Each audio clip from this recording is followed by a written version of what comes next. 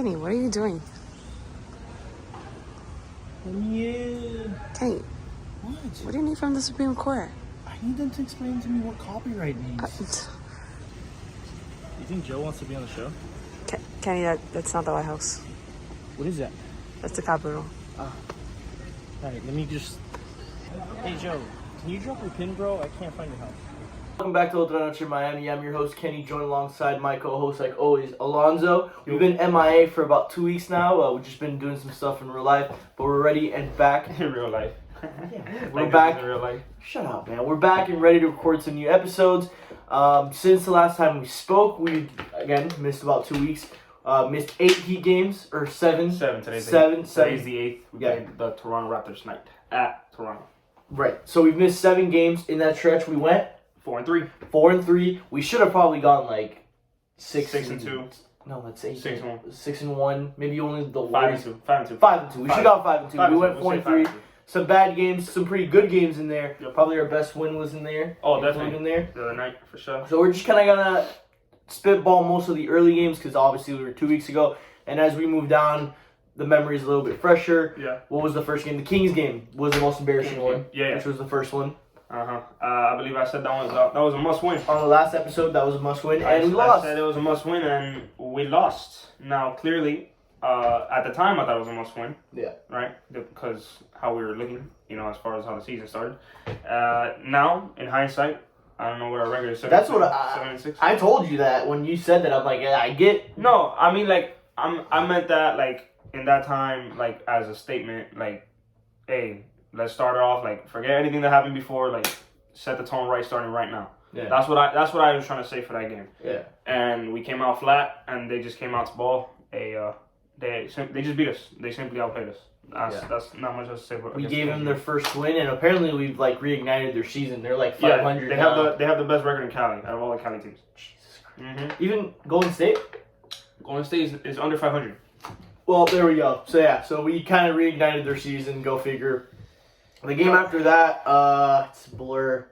It was the Blazers game. Blazers game.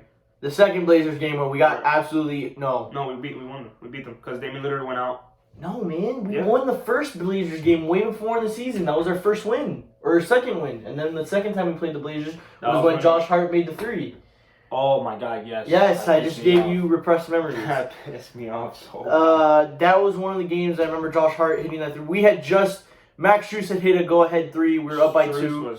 Oh my God, that was. We were down by 1. Strus comes down, hits a 3, puts us up by 1. Then Hart comes down on the same play. I think we were tied. That would have been OT if he missed a shot. Was it OT? Whatever. Yeah. Anyways, we don't play defense. They come down the court while we're not even celebrating. We just didn't lock up. We didn't focus. Yeah. Didn't get back in time. Didn't get back on D in time, and I thought it was gonna be Damian Lillard or Simmons to hit a 3, but no, we got heartbroken. And we lost. I want to kill myself. Yes, same. We had another game tossed in there where we lost to the Pacers. Another embarrassing loss. Brutal. The Pacers are looking to sell off their franchise. Hopefully we can get Miles Turner. I like that. But we lost to them. Another game. Hold on. One thing I do remember about the Pacers game. I don't know if we were not trying to foul, or it was just unlucky that we didn't get a stoppage. But Jimmy Butler came in the late game way too late. Oh, I remember that. Yeah. He was on the side. He was on the sideline ready to check in for about 3-4 minutes that he should have been playing. Yeah. At that point, just tell one of your role players, "Hey, Caleb Martin, take a foul, dog. Take a foul. Take a foul. Reach in, do something. Take a foul. Get this guy back in the game." Because, it was a closer game than it looked.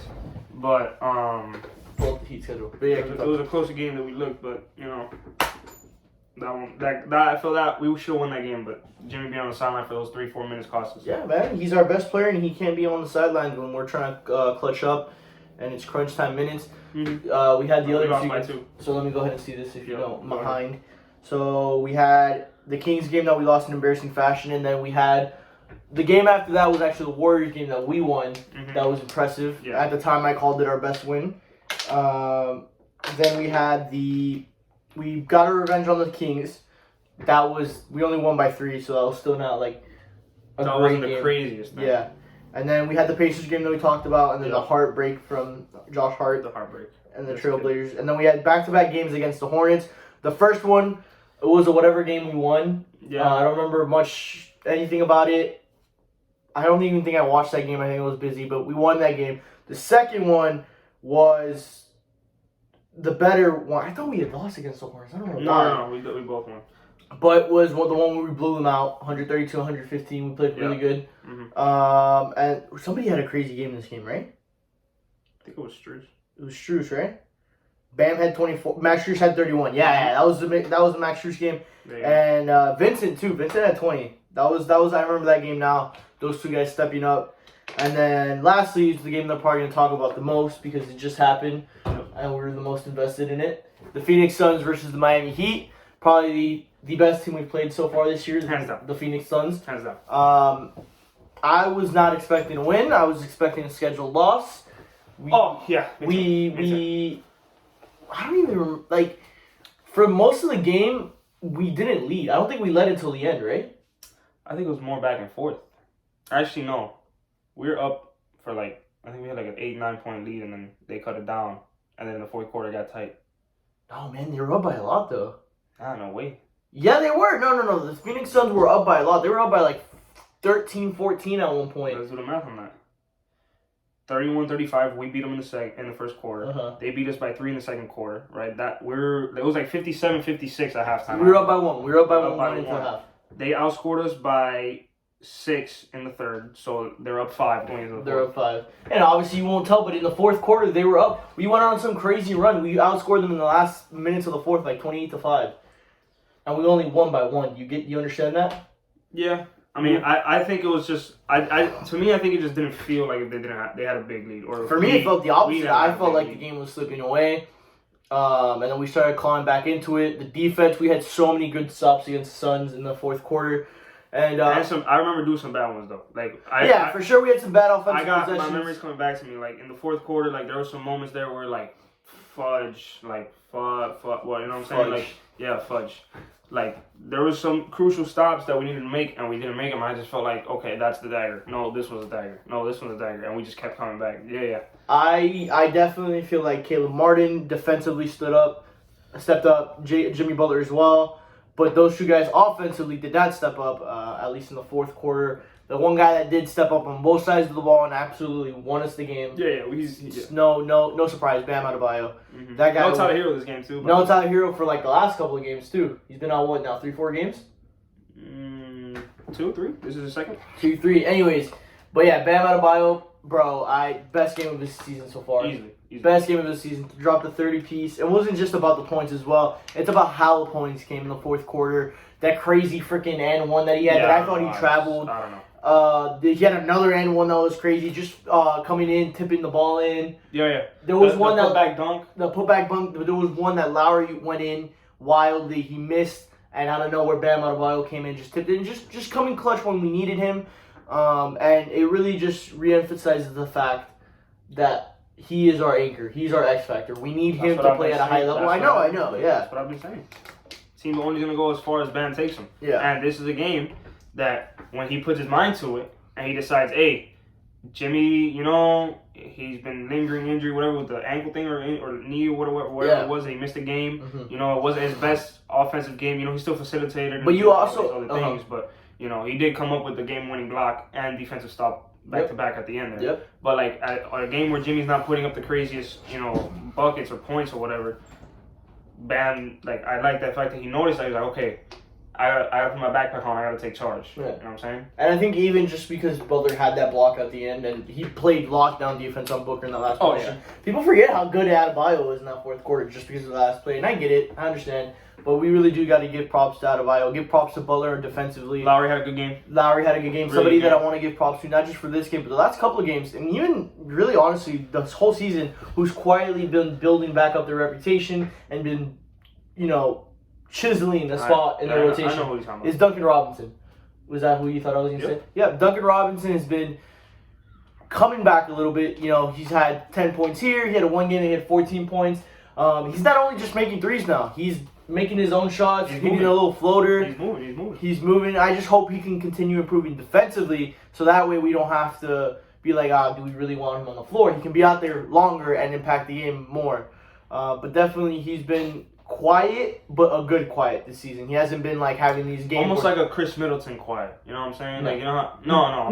No. I'm not saying like numbers. I'm talking Okay. like, you know how Chris Middleton like always be like, okay, like Giannis is there, so no one really talks about Chris. You know what I'm saying? Like, he puts up his quiet 20. You know what I'm saying? I mean, I guess I kind of you get the reference though? Like, sure, man. I'll say yeah, but I tried. I think that's the most out of pocket player you could have pulled out of your ass. No, because it's true. Think about it. Like, Middleton, like, what? He's a one-time All-Star.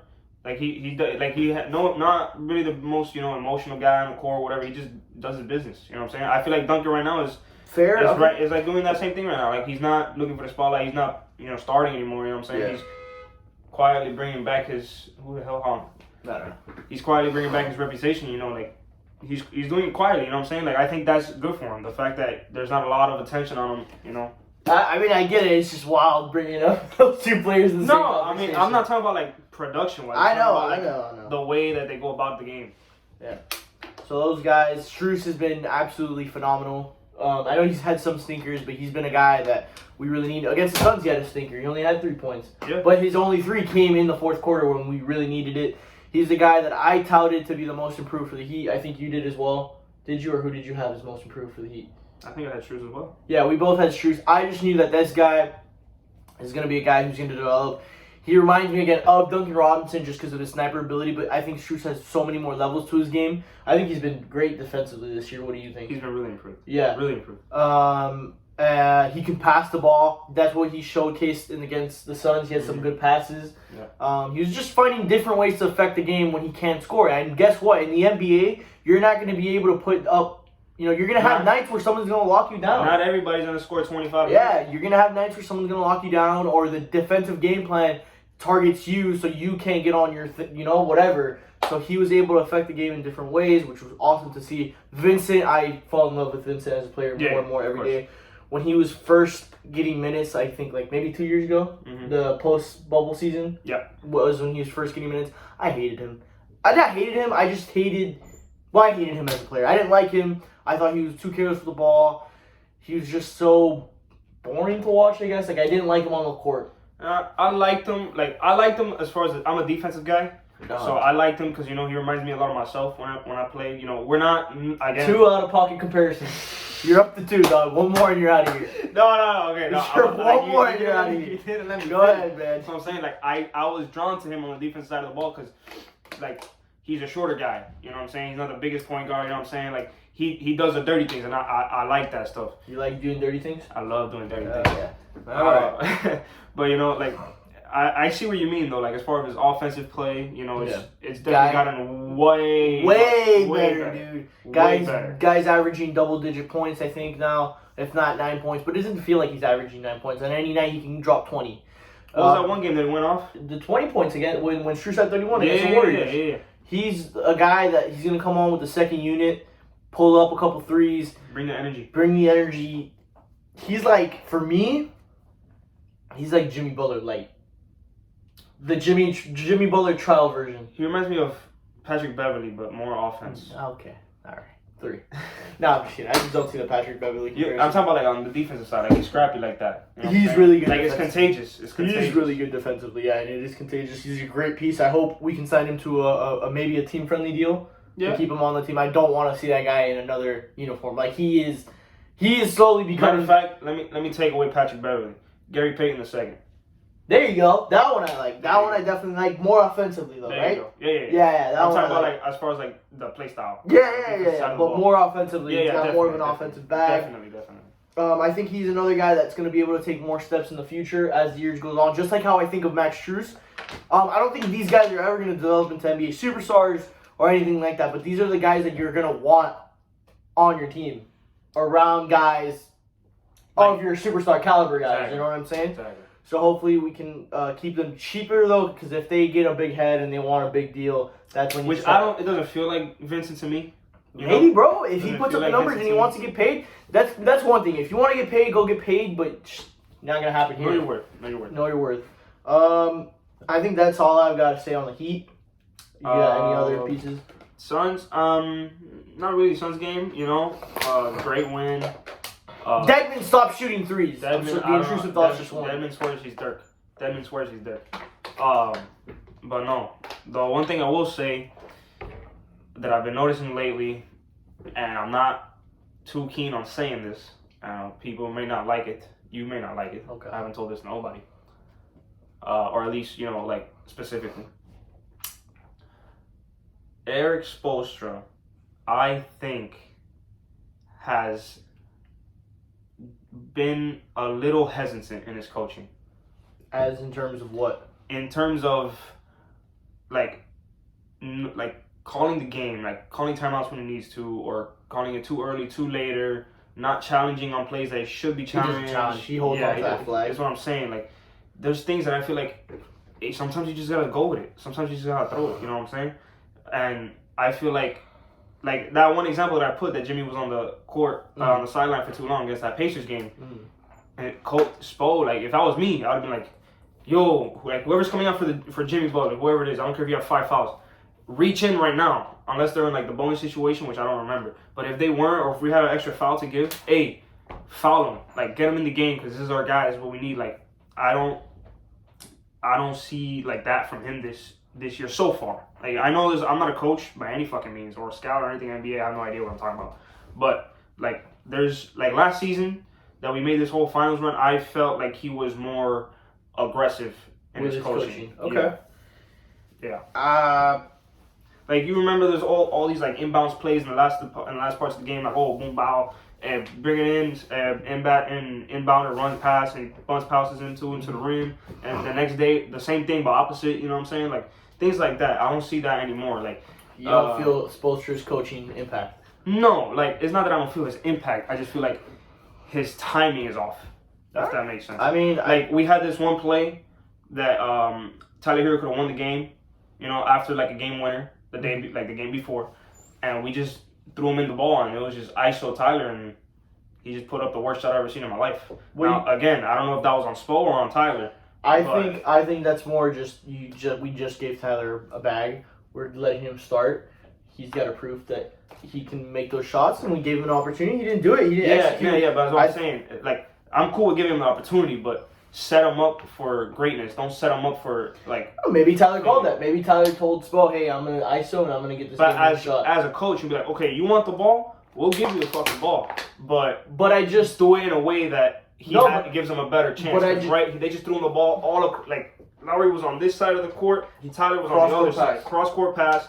He caught him, like, almost leaning, fading. Like, there wasn't the best last shot. You know what I'm saying? I mean, I guess. I'm cool with him taking the shot. That's not the issue I have.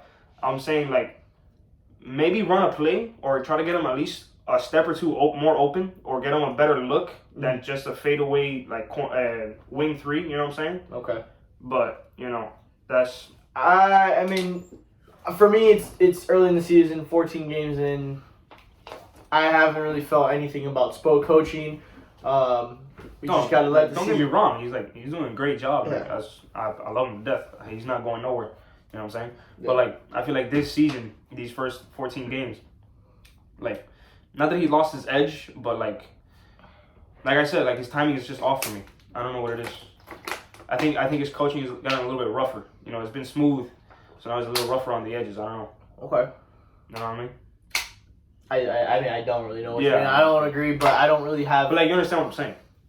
I get it. I just don't have any that's what rebuttals. I don't have any counterpoints. If you feel like that, then for me, it's just let's wait a little bit longer before we say anything like that. Just keep watching these games. Just keep seeing how the season's going to play out. Mm-hmm. I think no matter what, in the playoffs is when we really know if a coach is a good coach or not. That's when. Spo's the best coach in the NBA. That's when coaches go under the microscope, and we start seeing their decisions play out. Yeah.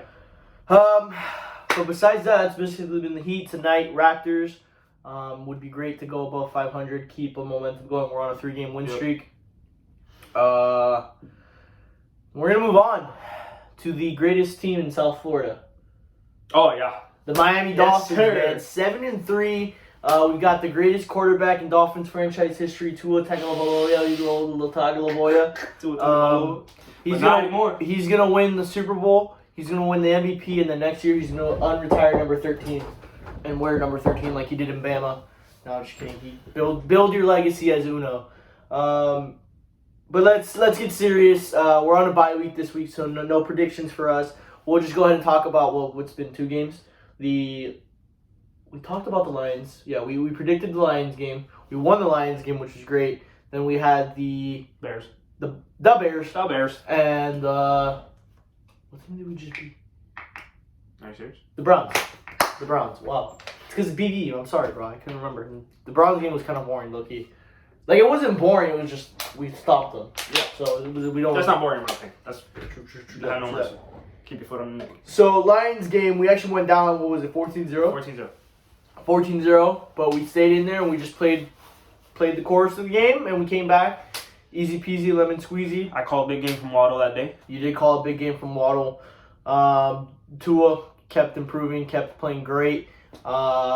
Then came the Bears game, but before the Bears, we had the trade deadline, which we got. That was massive. Yeah, we got a good Chubb. I'm sorry, and then we improved our running game with Jeff Wilson Jr. What a find, huh? What a find, dude. What a gem. We were linked with some other guy, Kareem Hunt. We were linked with Kareem Hunt, and I was like, man, that'd be great to improve our running game. But shit, Jeff Wilson Jr. has been great for us. Even against the Bears, where he didn't have the game like he did with the Browns, the Bears game was great. Him and Morstead. Oh, him and Morstead. Mostert, sorry. Morstead is a long snapper, bro. I'm sorry, dude. No, Morstead's a punter. Sorry, Mostert.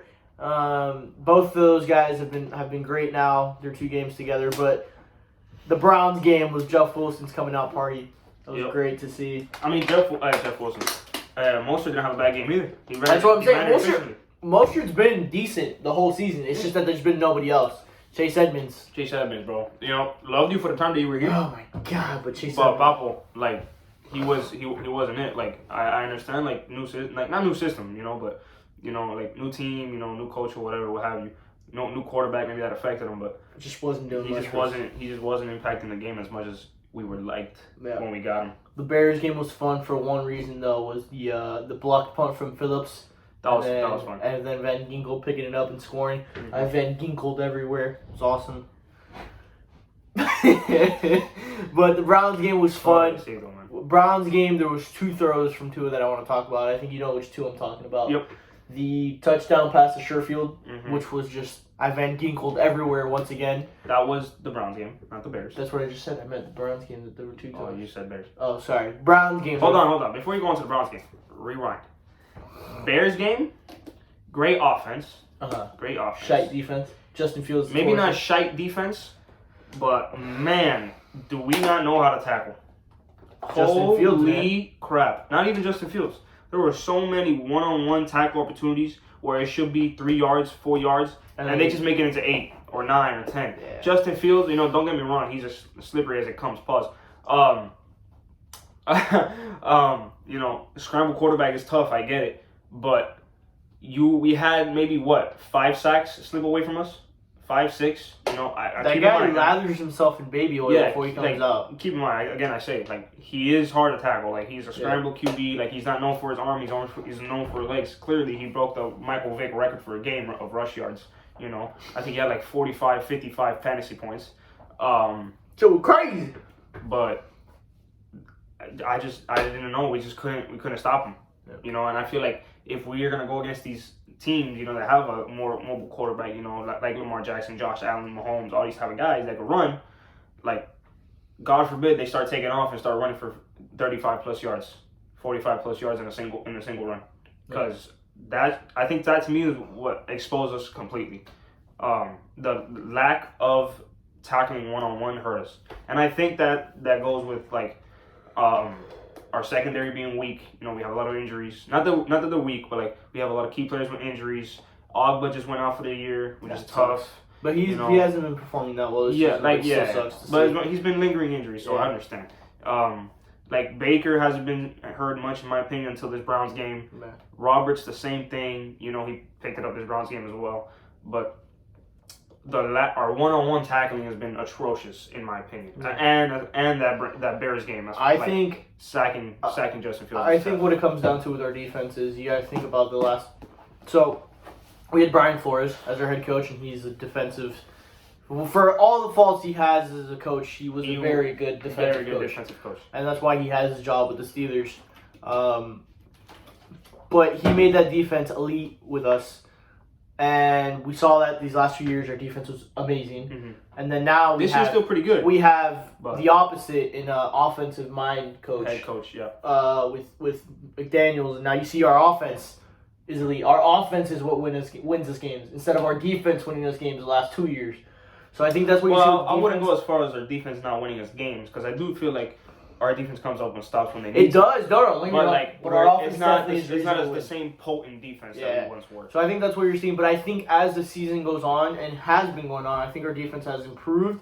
I think if there's ever been a game where our defense really stood up was the Steelers game where Tua came back. No, I disagree. I believe it was a Bills game. Okay, yeah, no, I see. Now, I will say this: the Bills definitely should have won if Josh Allen didn't choke that throw to the flat. Thank God. But our defense was out there for like 45 minutes of the whole game. They balled out when they needed to. You know what I'm saying? Our offense should have scored more, and we should have lost because Josh Allen folded under pressure.